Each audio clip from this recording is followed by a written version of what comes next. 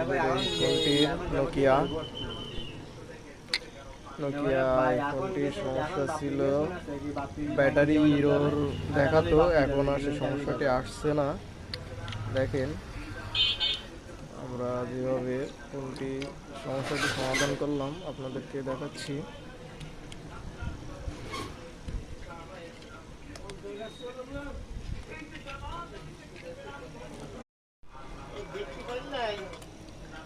দেখেন আমরা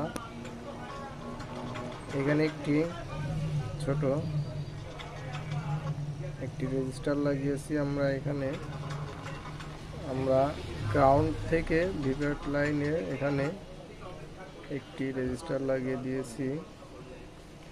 অন্য একটি ব্যাটারি থেকে আমরা ব্যাটারি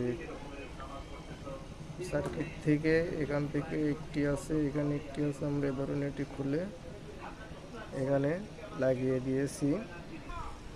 দেখেন আগে আমাদের ব্যাটারি ইরোর সমস্যাটি দেখাচ্ছিল, এখন কিন্তু সেই সমস্যাটি আর মোটেও দেখাচ্ছে না। তো আপনারা আপনাদের নোকিয়া ফোনগুলির ব্যাটারি ইরোর সমস্যাটি হলে এভাবে সমাধান করবেন। ধন্যবাদ।